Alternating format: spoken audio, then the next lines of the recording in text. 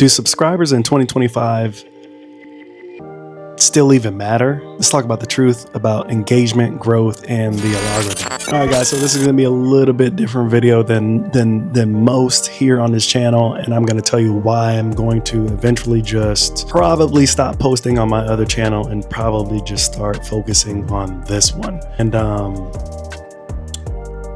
I'll get into that a little bit later at the end of the video. But I want to talk about the 5, maybe 6 different points of an interview that I just saw with the YouTube's VP of engineering. His name is Christos Goodrow, and he did a really good interview, powerful interview that kind of let me know a lot about the YouTube algorithms that are in place. Yes, I said algorithms. It's not just one, it's multiple things, multiple systems that work together. And I had no idea about that. So let's talk about it. And the key things that I pulled away from the interview that I had no clue about as well, and why I'm going to take that information and try to implement that in the change of how I create content going forward. So number one, he talked about why subscribers used to matter and why they don't as much anymore. And he went on to say in the last 10 to 15 years ago, the homepage for YouTube used to be curated off of your subscribers and your subscriptions, right? Because the subscriptions determined what you saw when you loaded that YouTube homepage. And generally the main or the focus consensus for most everybody about YouTube is that the more subscribers you have equals the more views and likes, period. You know what I mean? Like, so that differs now in terms of the homepage now and going forward, and how YouTube has changed their algorithms is that they are basing what is curated on your homepage basically by what you are interested in, not necessarily who you are subscribed to. Most users don't even rely on their subscription tabs anymore. And the things that you may see are not usually coming from your subscription base, like I just said. So they're based on things that you are interested in or things that you look up. So he had an interesting quote that I'm going to quote, that he said, quote, "Subscriptions still matter, but what really matters is way more, what matters more is people who frequently watch your videos, even if they're not subscribed." So, end quote. So what I can take away from that is that you grow basically without having a ton of subscribers, because your video can still surface to people who aren't even subscribed to you. That's really powerful. You know, that's really powerful because it's something that I've kind of been experiencing here on this platform and on this channel specifically lately, and why I think the channel is growing. And it's not necessarily based on the amount of subscribers or people who support you directly by subscribing. It's generally the attention that you're catching from your content, from those who aren't subscribed. And this used to be completely opposite back in the past. And it's really cool. And to me, it gives you a little bit more chance to be exposed to other people who may not even be looking for your content, but they may be searching for somebody else who is big in the space in your niche, right? So for example, if people are, focusing on Fastlane D, but for the videos that I'm providing are people who may have watched this content, and then because my content or a part of my content or a piece of my content was similar, whether it be a short or a long format video, it may add it as a suggested video on one of his at the end of his video, or even in the search queue. So basically there are different algorithms that work together to form a system. You got your homepage, you got your search queue, they got shorts. I believe there are a few more. Let me see. I wrote things down, so I want to kind of go through them. Yes, I think I hit them all. So moving on. Number 2, the rise of interest-based discovery. kind of what I was just talking about, the shift. It used to be the algorithm prioritized the behavioral patterns of your loyalty or your subscriber base. If someone watches similar content, YouTube is generally trying to find people that that like that content, but don't necessarily subscribe to you. Oh, I'm sorry. There has been a shift. It used to be only the people who subscribe to you got to see your content. Now they have shifted to the algorithm that prioritizes behavior-based patterns or interest-based patterns over the loyalty from your subscriber base. So if someone watches similar content to Fastlane D, for example, or IMK, now YouTube is trying to find people that are like that, who are not necessarily subscribed to you, but are interested in the same thing. So they may suggest your content if it closely fits what those people are putting out. It's almost like a piggyback situation to where you have a chance now to influence other people based on YouTube suggested interest-based algorithm. Christos, I'm going to quote Christos here. He said, quote, "The system is really good at finding people who like those who already watched and enjoyed your video," end quote. So the algorithm basically just doesn't serve your subscribers. It actively tries to match content based on interest and patterns, basically opening up a massive reach potential for you. So you don't necessarily have to worry about, well, I need to have the best keywords, the best SEO to show up in the queue or in the search screen, because basically, because there's so many different algorithms, whether it's the homepage, search queue, or a shorts, you have a better chance of being discovered versus just relying on the search query. And it used to be all about the search query. How do I show up on the first page? What keywords am I using to show up on that first page? The SEO. That used to be the huge thing. And I thought it was still the huge thing, but it's not. Number 3, the size of the audience versus the quality of the engagement. This is one thing that I was kind of blown away about, because I didn't think of it in these terms when he put it out, and I was kind of baffled at first, but I'm starting to understand. He basically was saying that if you have a smaller channel or a smaller subscriber base, but you have a highly engaged audience, and you are almost better off than having the opposite, where you have a larger subscriber base but a smaller engagement or engaging audience. And it took me a little while to understand this, but basically what he was saying is that they have changed their engagement policy or their engagement algorithm. Now the algorithm is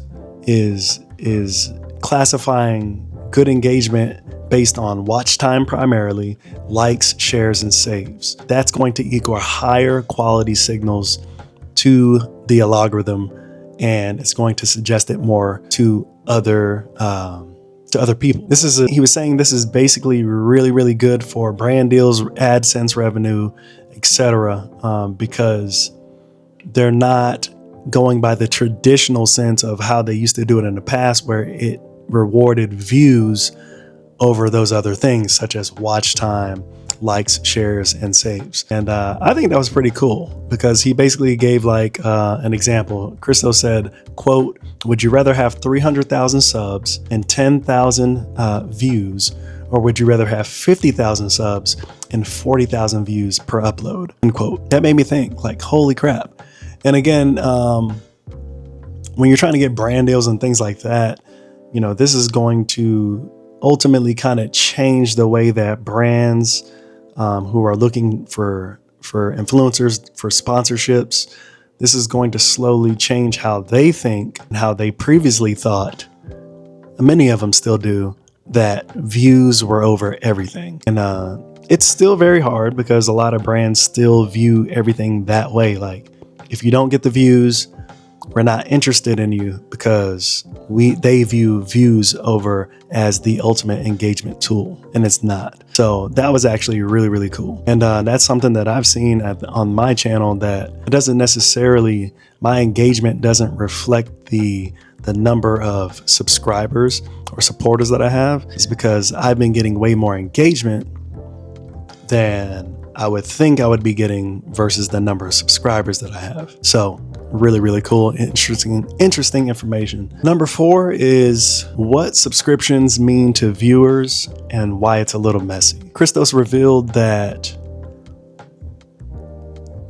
in his opinion, that subscribers basically subscribe to you for a plethora of different reasons. Either they're showing support for your interest or for the interest that you're putting out, or either out of habit because they've maybe visited your videos multiple times over the last 2 weeks, or 7 days, or however, a couple of days, because they've seen your content being posted on their search or on their homepage. Maybe because they have certain expectations like this person or you upload regularly, whether it's weekly, monthly, daily. And the last one, which is like basically there is no commitment right now, or they just don't really want to have any subscriptions, period, for whatever reason. It's just they just mainly prefer not to subscribe to people. That was actually pretty interesting. But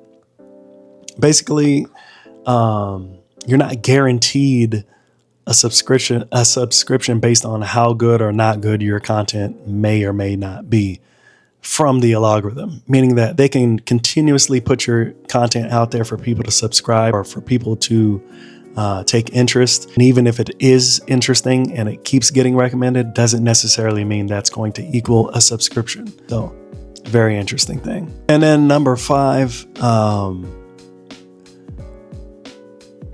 where subscribers still help you, but it's not like they were before. Subscribers still matter because when you post a video, they are the first ones to actually be notified and know about it. They're really, really good if you're trying to still build community and credibility, which we have been trying to do on this channel since the beginning. And I always harp on that, building the community. And if you're actually going for monetization with AdSense, etc., these are why the subscriber base is absolutely critical and very important, because without these things, your chances of being monetized is very, very small if you cannot build these things. But this is really the only reason why they are actually important. So making that minimum threshold of being monetized actually helps you more to possibly make ad revenue later on, versus thinking that you just need a large amount of subscribers to actually build ad revenue, because it's absolutely opposite now. If you are monetized and yet you still have a high engaging community that's not subscribed, you still can build or still make money from that ad source simply by people watching and engaging, even though they are not subscribed. So absolutely really mind-blowing in my point. And I think that the biggest thing that I took away from it that kind of blew my mind was on the engagement factor, because I previously thought that engagement was highly based on the back and forth or the commenting from your videos, meaning that the comment section I thought was a really big factor in how YouTube saw your content as being engaging. What do I mean by that? Continuing to comment on reply to every comment left on your video, I thought was the most important thing, that it built up this engagement factor as far as YouTube algorithm goes, that the more comments you had possibly meant the more recommendations YouTube was going to put out on that piece of content. And that is completely opposite. And Christos basically said you know, don't necessarily focus so much on replying to every single comment, because you're gonna burn yourself out when it actually doesn't do anything from an algorithm standpoint. And it does everything for a community building standpoint, but not the algorithm standpoint. And I thought that was pretty interesting, because in my mind, like I said, it was not that way. It was not so. I always assumed that if you continuously engage your community, it was going to build your recommendations, or your ability to be recommended. And that's obviously not the case. Completely blown away. I didn't know that. It doesn't change my stance on one of the things being on my vision board, replying to every single comment. It doesn't change that, because again, we're trying to build community. I'm trying to build community, and it's actually that community, in my opinion, that is going to get you to a place, or get me to a place, to where this channel can be monetized, and that the amount of content that we put out, the quality of the content that we put out, will kind of take over after that, and will be ad sensitive. It would be it will generate some type of revenue to help fuel this channel, and to help basically sponsor this channel, so we can do bigger and better things along the road. Because right now, the only source that I have for monetizing this channel is directing people to my brand, or my brands, and you know, pushing that to the point where, if you do feel like what I'm doing here on this channel is important, then you will probably and hopefully invest in that, and support that business. That's the only monetization option that I have at this point. And you know, I see other channels, other bigger channels that are in the same space, or not even in the same space, or not doing the exact same things. They're either relying strictly upon affiliate marketing, or they're just now getting to the point where they are pushing their own brands. A lot of it has to do with them either being demonetized for certain content that they're putting out that may or may not suggest that they are doing illegal activities, or as far as like motorcycle riding, or that the system of YouTube deems some of their content as being unsafe or illegal, as far as like speeding, wheelies, stunts, etc. So a lot of them have been affected by the amount of attention their videos get, which would normally generate tons of ad revenue, versus now they're being demonetized on certain content, and they need a way to make up the difference. So a lot of them are focusing heavily on merch and things of that nature, when they never really had to in the beginning. So hopefully that makes sense, right? Hopefully that makes sense. Everybody was very, very focused on AdSense and revenue from that perspective. And then when the logarithm, or YouTube's algorithms have changed over the years, and they continuously change, you know, advertisers are not obliged, and they're not happy to support content that may or may not suggest that there are unsafe activities going on.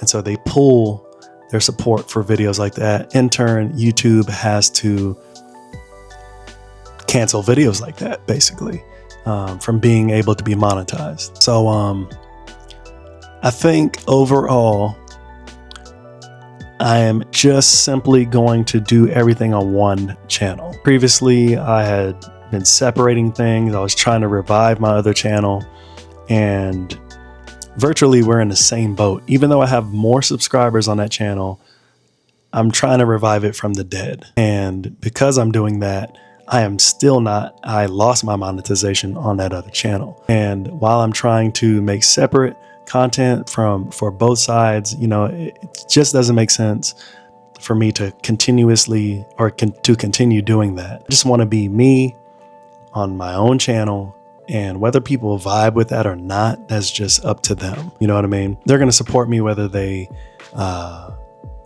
they're going to support me. They're 100% or they're just not. And it's not up to me to worry about that. You know what I mean? So going forward, I think I'm going to focus mainly on this channel, the motovlog channel. And you're just going to have to accept that you're going to see other sides of me talking about my brands, talking about business, talking about growth, all the things that I represent, all the things that are important to me, family, all those things. You're just going to get that. And you're either going to like it or you're not. You're either going to go that extra step and subscribe and help support truly, or you're not. I'm not going to judge. I just don't care at this point. The only thing I care about is building a community of people that are happy to be around, happy to see something different besides the rest of the 80% of the content out there that is the exact same, the 80% of the content that people are trying to emulate and replicate. And that is the simple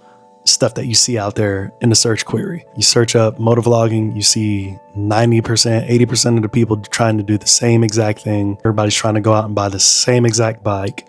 For example, the S1000RR. Everybody's out there trying to buy the same exact apparel, AGV Pista, MBT clothing. Everybody is trying to do the exact and replicate the exact same actions and the abilities of others, aka speeding at 160 miles an hour, trying to do wheelies. You know, it's just there. To me, there's more than that at the end of the day, and that's honestly why I've stopped watching a lot of the motorcycle content in the last month. Simply because my brain just kind of felt like kind of burnt out on it. Like it's the same thing over and over and over again. And there's not very many people that are giving more than that. Not many people that are doing more than that. And so it's just like, I'm just going to focus on me and what I want to put out. And like I said, if you rock with it, you rock with it. If you don't, you don't. There have been some channels, one specifically that I have watched for a long time, I say in my opinion. And I felt like this person's videos were more or less where I am or what I wanted to put out for a long time. And then lately their channel has turned into something completely different than what I was expecting. And for example, this person's channel was very versatile. It was very educational, and now it simply has become like just all about like very one-dimensional. It's all about roll racing. It's all about just one dimension of riding. And there's nothing wrong with that. That's what the content that they want to make at this point. But for me, as somebody who is extremely interested in the knowledge and the stuff that they put out in the past, it's become very one-dimensional for me and something that I'm not very interested anymore. And that's the kind of thing that I want to avoid. I don't want to pigeonhole my channel into just one thing where it's just like I just motovlog and I just talk about whatever I want to talk about. I want that to be one aspect of my content, and I want to give you other aspects of content that hopefully build a personality around who I am when you're watching, or you're just interested in one aspect of the content that I create. You may just love the motovlogs and what I talk about, but now you get to see other, you have the option of seeing other aspects of the content that I make to give you a better picture of who I am when I'm not just motovlogging. Some people are interested in that, some people are not. Some people have one-track minds where all they want to see is one type of thing, and that's all they want to see. And so that's what I'm hoping here, is that if you just want to see one aspect of this channel, you're going to be able to see that. And I'm going to keep producing content for that. But if you're interested in other aspects, you're going to see that as well. Hopefully that all makes sense. But anyways, I'm going to wrap that up there. Again, very, very eye-opening. And hopefully you guys, like I said, are supportive. I feel like at the point where I'm at right now with this channel, we are growing. I feel like this is absolutely the best time to make changes. I think this is absolutely the best time to make things very clear about my intentions on what I want my channel to be, versus building a premise maybe based on one or two aspects, and growing the audience based on those aspects, and then flipping it up and being like, well, hey, I'm just going to be doing this now as well. And people they're not aware of that, or they feel thrown off, or they feel off guard with that, and then their interest goes somewhere else. So, building on everything that I want to do now, I believe sets me up better in the future to where people are not caught off guard. So let me know how you guys think in the comments below. Oh, you know what? I forgot to mention an aspect. Forgot to mention something based on this revelation from the VP,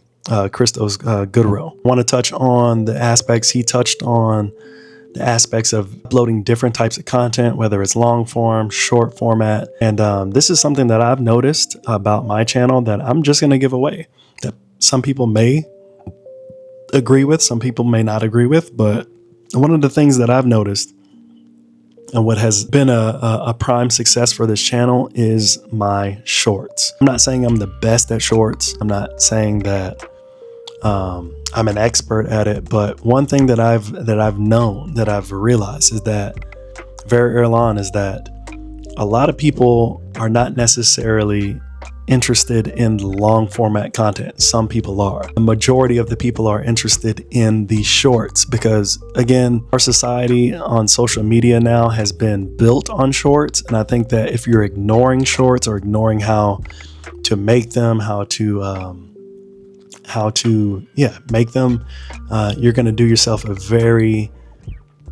big disservice. And the reason why I say that is because I have done tests on long format videos that I put out, and I test the engagement, and I compare that to breaking that long format content into shorts, and to try to see what performs better. And for example, on one of my latest long format videos, which was a pretty decent video, I think it was probably like around 20 minutes or so, I uploaded that, and the amount of views that I got was like 300 or less, or no, I think it was like around 400 plus views. I broke that down into shorts, and I